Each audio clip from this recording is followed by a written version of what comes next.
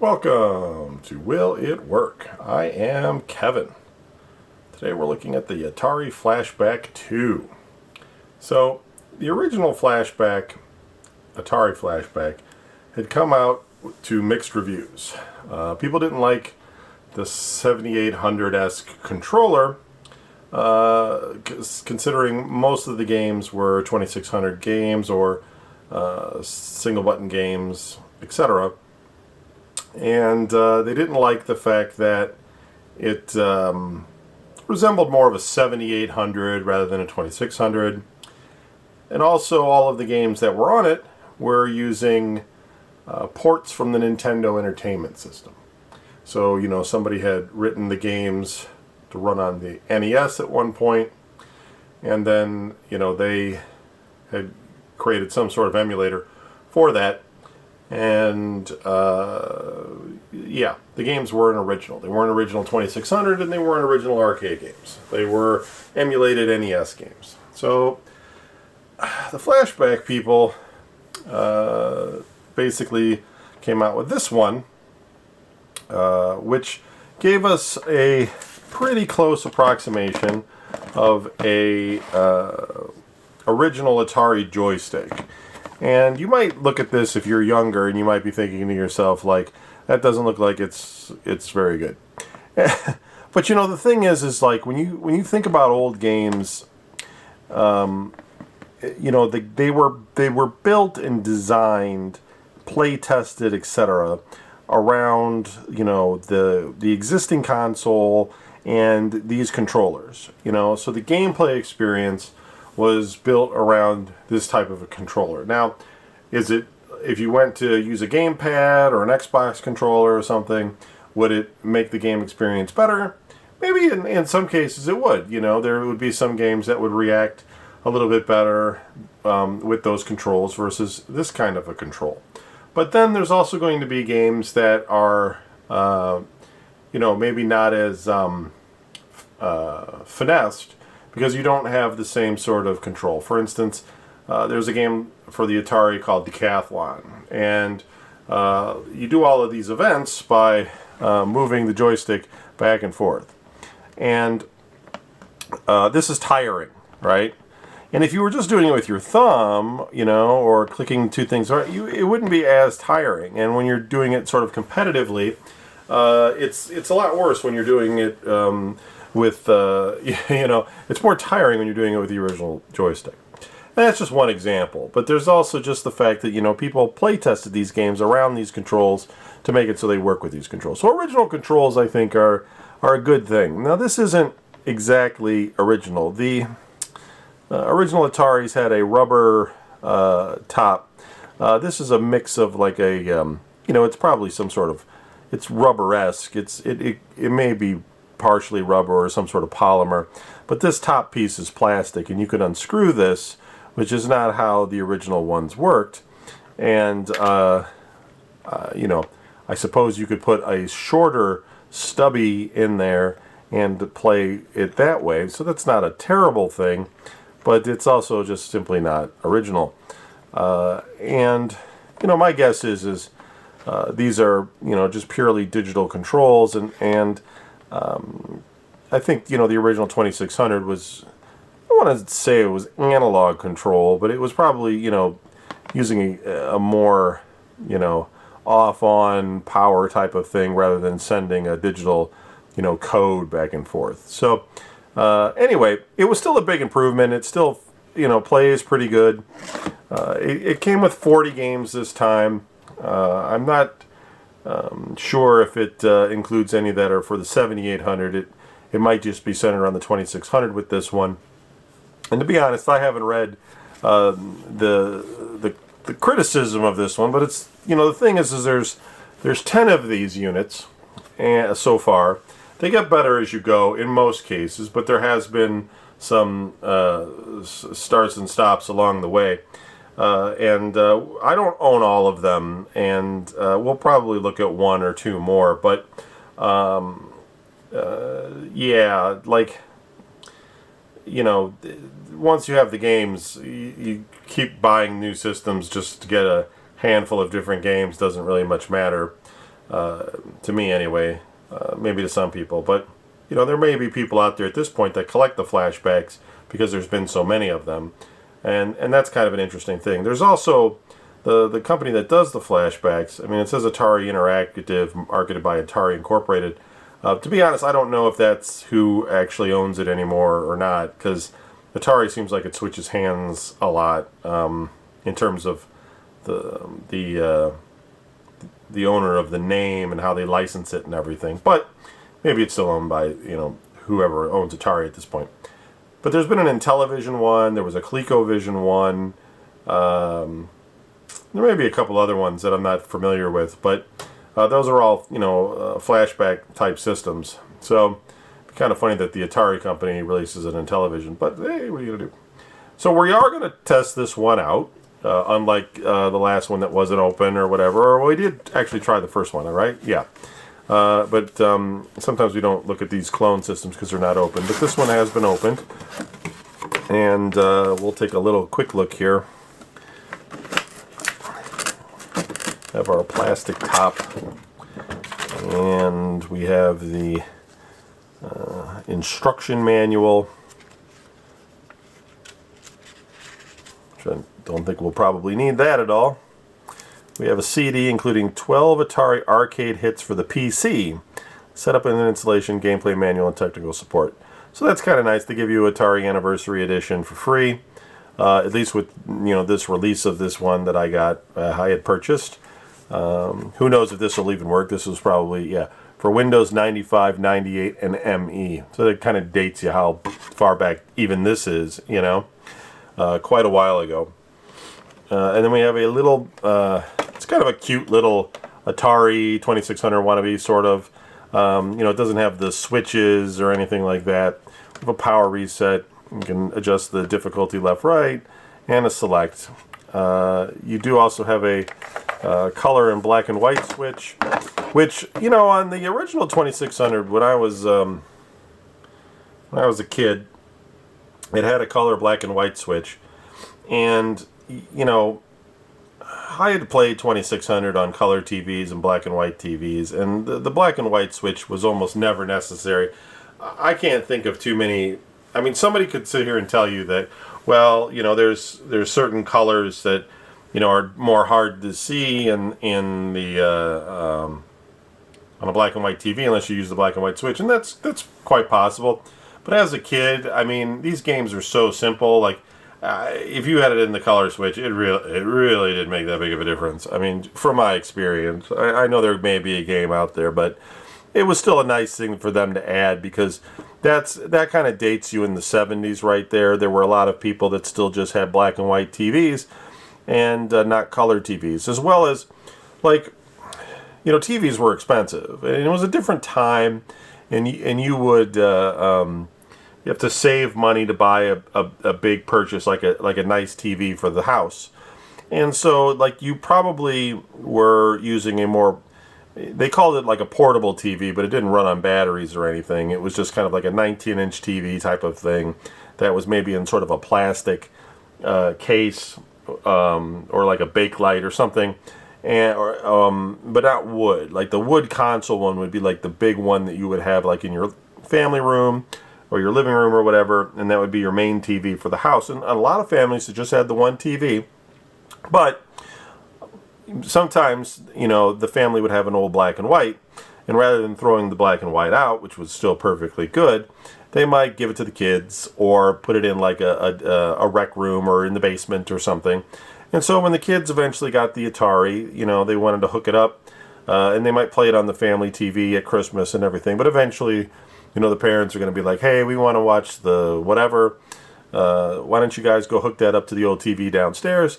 And so there's where your black and white switch might come in handy. I had owned a black and white TV in the 80s because we only had one color TV in the house, which was the big console TV that my dad had owned, and we weren't, you know, we weren't your typical family that might have had money to spend on all sorts of things. Like, you know, we were pretty poor, and I had you know, neighbors in our neighborhood though were, regular middle-class people.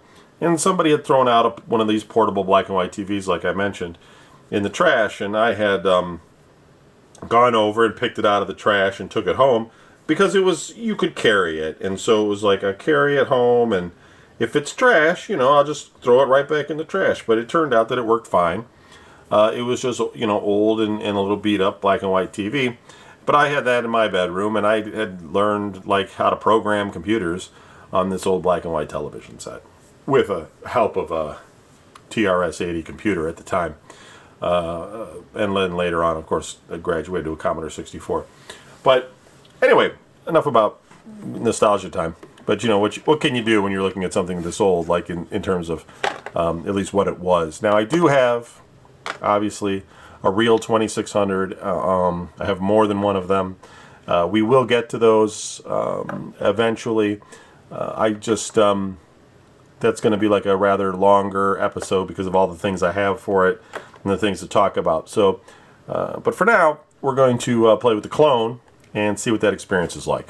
So we don't have paddle controllers, but we do have power, joystick, and I'm looking at this thing and I'm thinking to myself, how does this actually go out to the TV, right? You got your 9-volt here, you got your TV type, color and black and white, you got your two controllers. Oh, I thought for a minute there this was power cord. It's not. So I guess it goes out with this. Okay, sorry everybody. I was like, where the heck? I'm looking for like the thing you plug in the back. Like, where the heck is that? Alright, so what we're going to do is I'm going to hook everything up. I'm sure this works, but we'll see how good or bad the games emulate on this thing are. And we'll switch over to the video side and we'll look together. So here we go. Okay, so we never got over to the video side. Does not work. Now I will tell you why that is the case. I took it apart, and to be honest, the board itself doesn't scream out at me here that anything is fried on it exactly. At least, I haven't tested every circuit on it, but capacitor-wise and everything, it all looks pretty good. I just don't see anything that's like broken or shattered. So I just thought to myself, well, maybe the power supply is not functioning. Because maybe it's not working right. So I have the power supply that it came with, and I'll just show it to you here. It's let me get a focus. So that's the Atari. I'll try to get closer here. There you go. So that's the Atari adapter, and you can see there that it is a output 9-volt DC 200 milliamp. Okay, 9-volt. So if I plug this guy in and break out the multimeter here,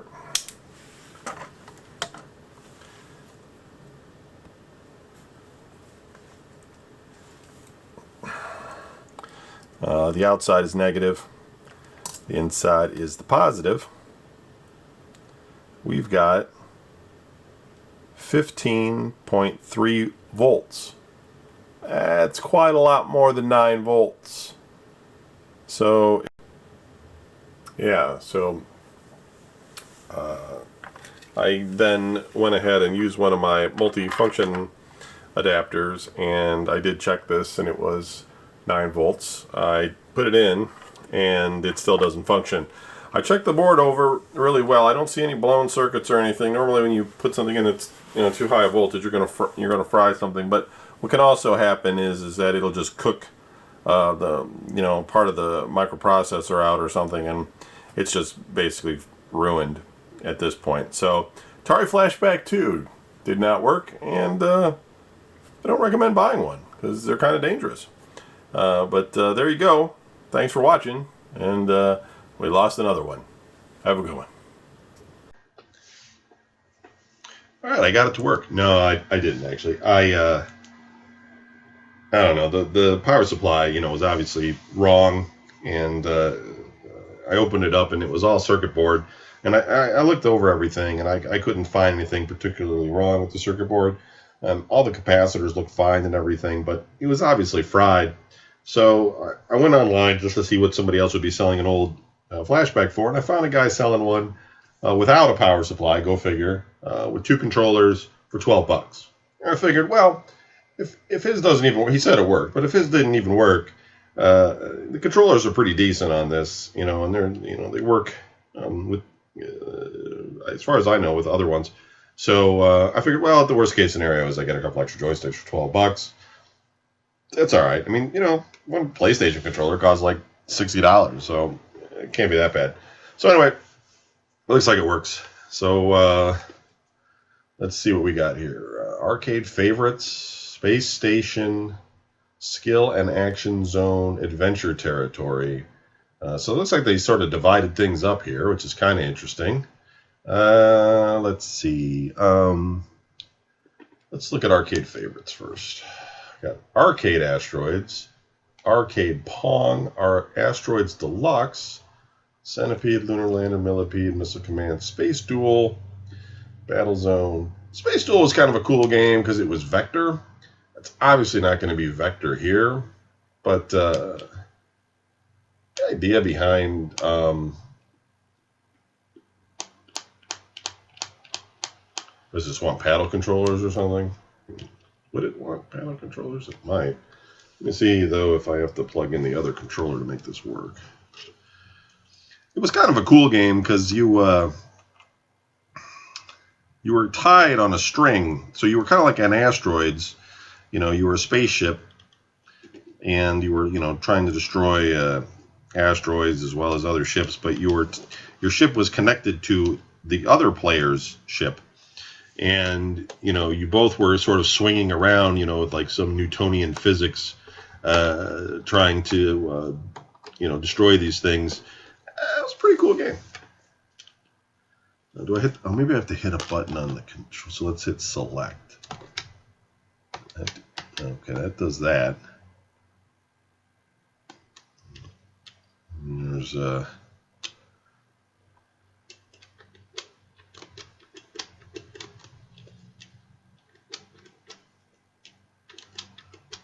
weird. How do you start this game? What's going on, crazy console? Well, you hit reset and it starts the game. Yeah, so this, if you were playing this 2 players, it would probably have them connected on a string. But this is awful. I mean, this isn't vector at all. It's going way too fast.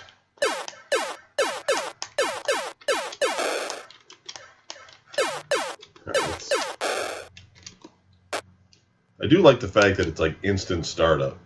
Let's look at Arcade Asteroids. Yeah, this is not, listen, I've been to the arcade, guys. This is not what Asteroids looks like in the arcade. It's ridiculous. Yars Return, Yars Revenge. I've never played Yars Returned. 2005. People really love the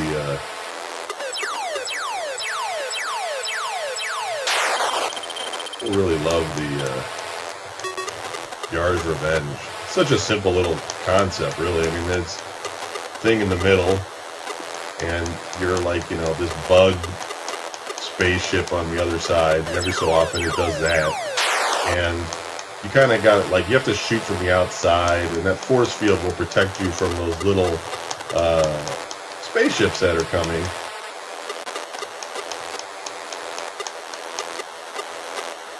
But it won't protect you from that thing.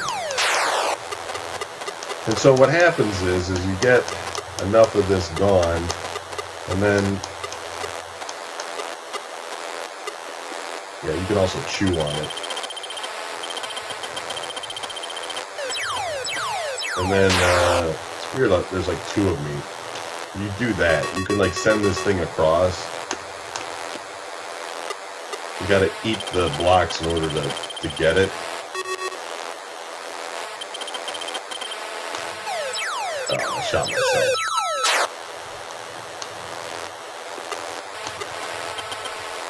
Not good at this. It's not obvious.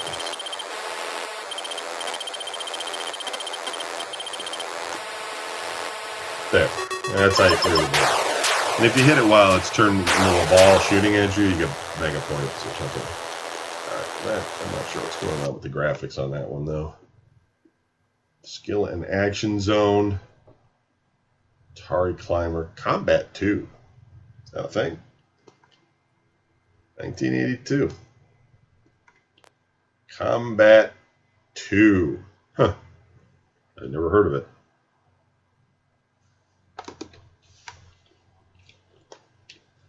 An improved version of Combat. Oh.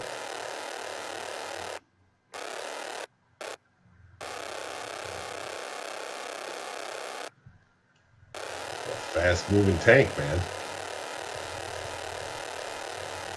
Look out. I'm gonna shoot you.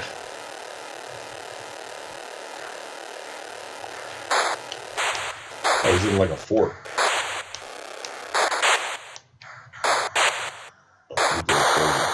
Great tank wins.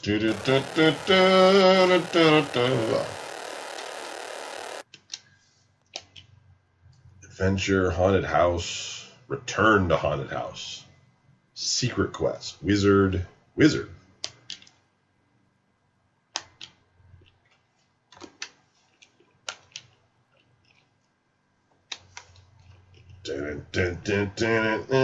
I'm a wizard.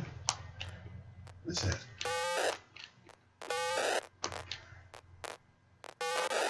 Oh. What's that? Running away like a wizard. So what am I supposed to do?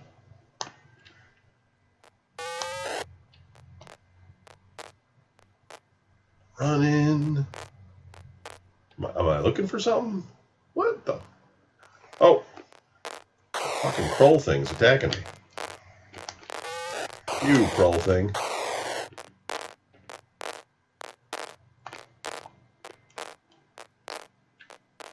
Running away from the swirl. Oh. Hate you, swirl. Oh. Bullshit. Alright, that game sucks. What else we got? Main menu. Centipede, Lunar Lander, Missile Command, Space Duel Battle Zone, Adventure, Skill and Action, Aquaventure, Dodge 'em, Frog Pond, Hangman. Maze Craze is fun. Like if you have friends, like this game's pretty cool. Because like it doesn't look that cool, but you're trying to race and you're trying to figure out how to get out. You know, and I mean, you can sit there and like stare at it and figure out the right way, but like, you know, you're like competing. So one guy's going one way and he thinks he knows the way out, and this is probably not it. And I think it's like it's procedural, so kind of advanced in its day for like, you know, generating these maps. Now, one player, big deal. You're doing a maze, you know. But, you know, it generates it dynamically like that, and then you got to try to, like, be the first guy out there. It's, you know, you do a little drinky poo, or whatever your thing of choice is. You have a good time playing some maze. All right, so anyway, that's the Atari Flashback 2. Nothing to write home about, but hey, you got it to work, right? So we'll put it back in the box and carry on for another day.